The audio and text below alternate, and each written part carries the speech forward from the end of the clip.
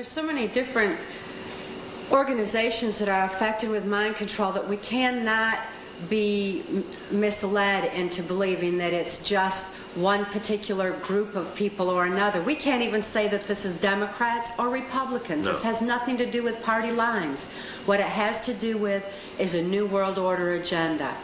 When I was under mind control, before I was rescued and my mind and my memory restored, I was totally robotic. I had no ability to think for myself. I had no ability to question or to reason. I could only do exactly what I was told to do. One thing that I was told to do was to attend a White House cocktail party. This was during the Reagan-Bush administration while Ronald Reagan was president. It was on one occasion in particular that I heard Ronald Reagan talking with then Prime Minister of Canada, Brian Mulroney, who was also involved in this New World Order effort.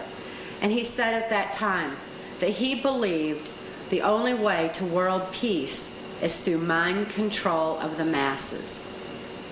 This is terrifying in proportion, especially when, having experienced mind control, I know that there is no peace of mind under mind control. Without free thought, there's no free will. Without God-given free will, there's no spiritual expression. And I wonder, what kind of a so-called world peace can we have where people have no peace of mind, where they have no spiritual expression, when they're not even in touch with their own identity? Or it's very frightening in proportion when we consider the ramifications of what all mind control entails and how anyone can justify a robotic society under the so-called world peace guise, which is actually the New World Order, world dominance. It's my experience that Ronald Reagan took orders directly from George Bush. George Bush was one of the highest up that I'm aware of, if not the highest up that I was ever exposed to during the course of my White House Pentagon level mind control victimization. George Bush began with the United Nations. He went on to head our CIA. And then by everything that I witnessed and experienced, it was George Bush who was in control of our country through 3 administrations, because Ronald Reagan answers to George Bush. Then George Bush was in office himself.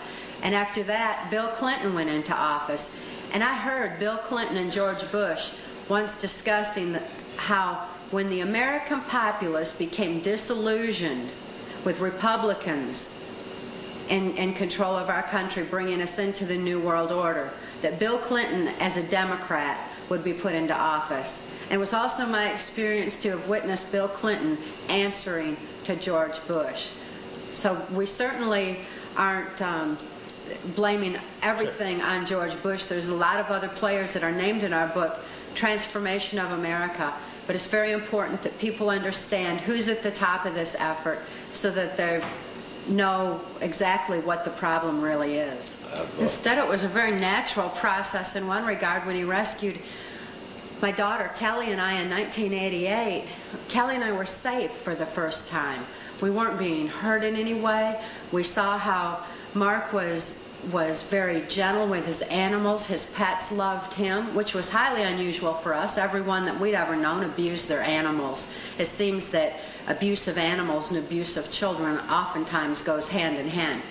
But nevertheless, we felt safe for the first time, and we developed a trust for Mark. This trust factor was very significant in the recovery process, because it was when we felt this kind of trust that the memories of what had happened to us all those years under mind control began flashing across our mind screen. And Mark taught me how to write out my memories, to journal them, to put them on paper. I was extremely fortunate to be able to accurately recall all those things that I'd photographically recorded under mind control, particularly on the White House Pentagon level.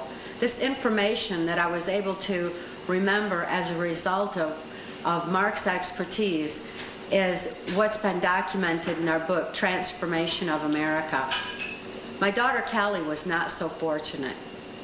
Once she began remembering, She went into a respiratory failure and was hospitalized in Humana Hospital in Anchorage, Alaska. It was through a series of well-orchestrated events by some of her politically affluent abusers that thrust Kelly into the custody of the state of Tennessee, where she remains a political prisoner to date. Kelly is denied rehabilitation due to who and what she knows is involved in MK-Ultra mind control, due to who and what she knows is involved in her personal victimization. Kelly is waiting the day that good people will join voices and be effective in taking back our government and getting these secrets that have been covered up under national security released. So-called national security. So that she can be helped. This blanket of national security is certainly threatening the security of our nation when it covers up such horrible crimes as have been perpetrated against humanity by those in control of our government.